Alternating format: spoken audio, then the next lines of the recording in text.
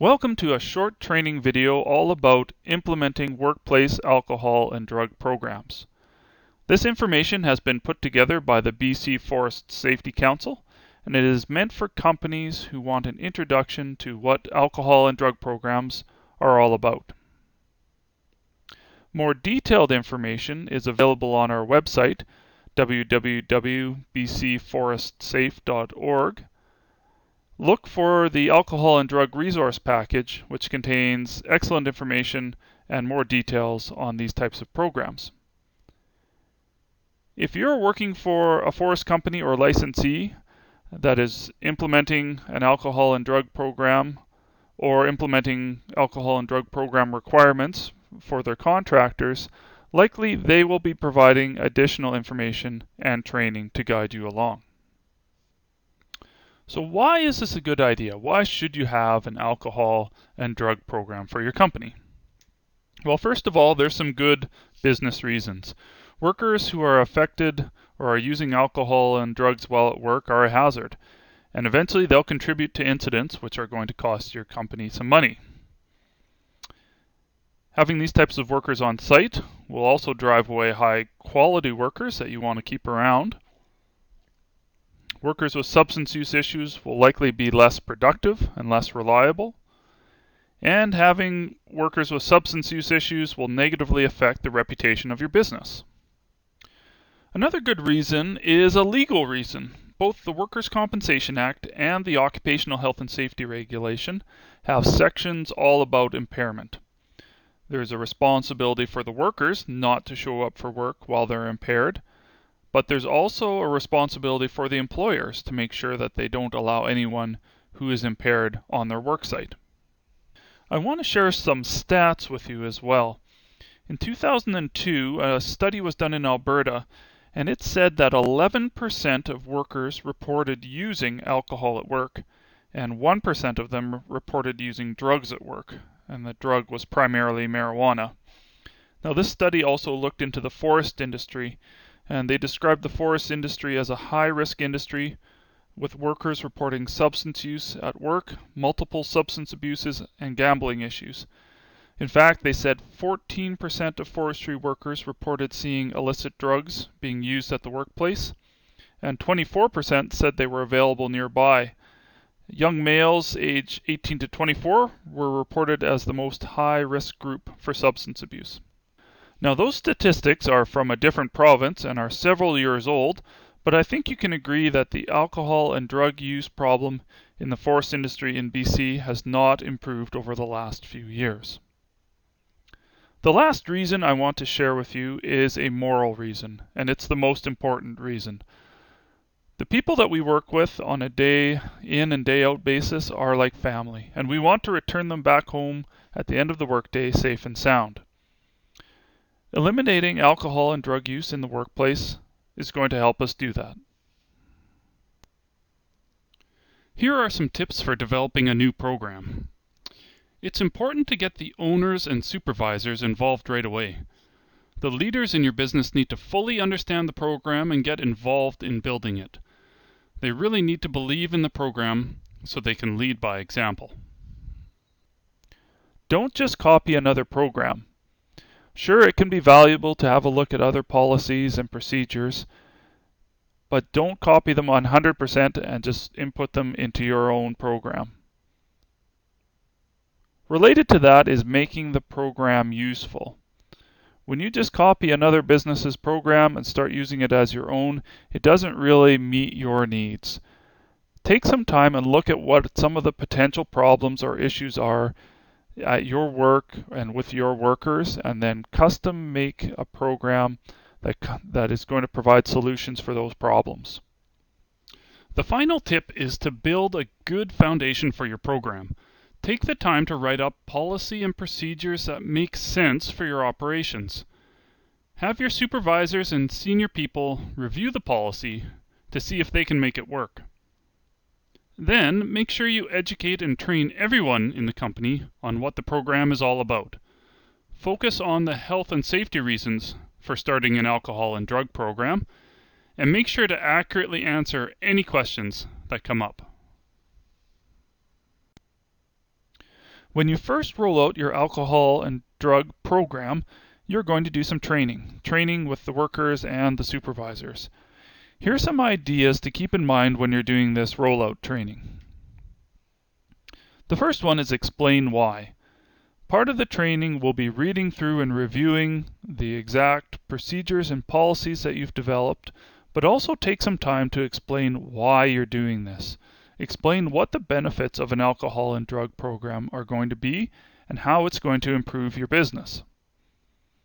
Also, use scenarios to make it real. Just reviewing the procedures isn't going to make it hit home. Use real-life scenarios like what will happen if somebody is impaired by alcohol and they're operating a piece of equipment? What happens if you find drug paraphernalia or drugs in a pickup truck? Use those sorts of scenarios to explain what the program is really about. Allow time for questions and really welcome questions. If you can get a good discussion going, it will help explain the program and everyone will leave the training with a better understanding of how it's going to work. Let them know that help is available. A big part of alcohol and drug programs is providing people with the information and the resources to get help if they do have an alcohol or drug abuse problem. Finally, repeat this often. Repetition is key to making sure this information sinks in. Take the opportunities during tailgate meetings, during your monthly safety meetings, and even with one-on-one meetings between supervisors and workers to talk about this and answer questions. Some people might feel more comfortable asking their supervisor one-on-one about this type of program than talking about it in a big group training session. After you've started the alcohol and drug program, it's important to check back in with both the supervisors and the employees to see how it's working. Again, the supervisors are very important in this process. Check in with them, talk with them one-on-one to see if there's any gaps or if there's anything missing from the program. Also follow up with the employees. See if they have any questions, see if there's any concerns or problems that have been created with the implementation of the new program. Check with them for understanding of the program. Make sure that they have all the information that they need, both on how the program works and if they need help, where that help is available. Okay, let's look at the key components of a good alcohol and drug program. The first one is a policy statement. Your company will need a written policy statement, and the main reason why is just to make everyone aware, employees and supervisors, what the expectations are with the program. Now, every company's policy is going to be a bit different. However, they should include 4 key components. The first component is an awareness and education program. So workers and all employees need to understand this program. So an education program is needed both when it's rolled out or started off, and it needs to be ongoing as well. The second key item is the type of resources and help that is available for employees with alcohol or drug use problems or dependencies. These resources could be available through an employee and family assistance program, better known as an EFAP program, or it could be help available through community or provincial programs, groups like Alcoholics Anonymous or Narcotics Anonymous. You'll have to do some research to see what help is available in your area. Training for supervisors is also a key component. They need to understand their role under the policy. So the training should include worker performance management for early identification of potential problems and the appropriate steps to take to investigate a possible policy violation. The other component is or are tools to investigate the violation of a policy. If there has been a violation of the alcohol and drug policy, everyone needs to be crystal clear on what needs to happen next. There should be no guesswork involved. All of those steps should be laid out in the policy and the detailed procedures. Be aware that you might want to look at other types of impairment when you're developing your alcohol and drug program and make it a bigger, broader impairment program. Things like fatigue from lack of sleep, over-the-counter medication or prescription drugs, even things like emotional upset or being angry are all causes of impairment and can lead to increased incidents at work. Many companies have identified jobs within their organization where it is critical that the employee is able to perform at a high level without any impairment or influence from alcohol or drugs. In the forest industry, there are many positions that fall into this safety-sensitive category, and here are some examples. Operating vehicles or heavy equipment, or even working around vehicles or heavy equipment, and any power saw work. Identifying and documenting the safety-sensitive positions will help focus your safety program by identifying high-risk activities. This will also ensure the employees who hold those jobs know what higher standards they are expected to meet when it comes to alcohol and drug use and fitness for work. The final point is making sure that your alcohol and drug policy matches up with your company's discipline policy. Your alcohol and drug policy will likely spell out what prohibited conduct is at work and what the consequences are for this type of conduct. For example, using alcohol or illegal drugs while on the job will result in termination. This is a common policy statement that is in many programs. So you can see that the two policies need to work together and have to agree. When it comes to disciplining workers, one thing to be aware of is that your company has a duty to accommodate a worker who has a dependency on alcohol or drugs. This dependency is seen as a medical condition. This duty goes as far as is reasonable.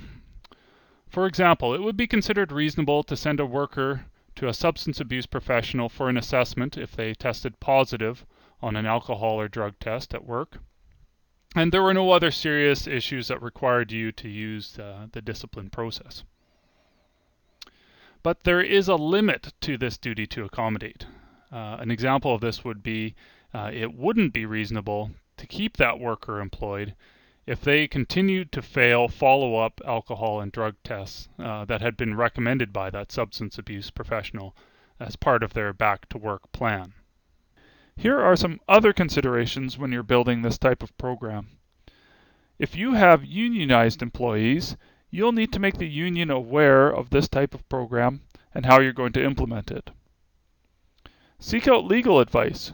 There have been numerous human rights hearings and decisions made when it comes to substance abuse at work, and getting a legal opinion on your program is a good idea. Substance abuse professionals are part of any successful alcohol and drug program. Substance abuse professionals can assess workers to see if they have a legitimate alcohol or drug dependency, and they're also key for developing back-to-work plans to successfully reintroduce that worker back into the workplace. Forest companies have introduced testing in a range of situations. The most common ones include pre-employment testing for safety-sensitive positions. Next, as part of an investigation into a reasonable cause situation. As part of an investigation that is happening after an incident occurs. Next would be for a worker who is coming back to work after a positive test that occurred in the past. This test is to show that the worker is fit for duty. And finally, as recommended by a substance abuse professional as part of an ongoing monitoring plan for a worker who has an alcohol or drug dependency issue and they are back at work. The policy and procedures that you develop should have specific information on searches. For example, the policy should have wording in it that says the company can search company property at any time for prohibited alcohol, drugs, or drug paraphernalia. The policy can also include wording that allows the company to search a worker's personal belongings or vehicles on the worksite. And this can only be done if there's a reasonable belief that there are prohibited alcohol or drugs in that personal property. This is a very sensitive topic. You have to have a very well thought out and a well worded policy when it comes to searches of personal belongings on a worksite. Legal advice is probably a good idea when including this sort of wording in your program. If searches are part of your program, all employees need to be well aware and well trained on the types of searches that might occur. If you are conducting searches and a supervisor is doing them, it's always a good idea to have somebody else along with that supervisor, either the owner or another supervisor. And it's always a good idea to document what is found when a search is being done. Who pays for treatment when a worker has a legitimate dependency on alcohol or drugs? It's a good question. The employer has the duty to accommodate the worker if there's a dependency, but this doesn't necessarily mean that they have to pay for the treatment. Finally, hotel or camp-based work can blur the lines between what is work time and what is personal time. Make sure that your policy and procedures clearly define when the policy is in place during work hours and when it doesn't apply on personal time. As part of the wrap-up for this video, I wanted to remind you of 3 important things. The first one is to make this program work for your company. Don't just grab a program off the shelf. Take the time to build something that is going to help you and your company be more successful. Second, the owners and the supervisors are key to making this work. The owner and supervisors need to really understand and support the program. They are going to be the ones making the decisions and implementing it on the ground. Finally, build a good foundation. Build solid policies and procedures and train your employees well, and give them lots of notice on what is going to be expected of them. If you want more information, have a look at our alcohol and drug program resource guide. The website address is up there for you to copy down and access that resource guide. It has a lot more detailed information and guidance that you will find helpful. Also, feel free to call the BC Forest Safety Council. Our toll-free number is also on the screen, 1-877-741-1060.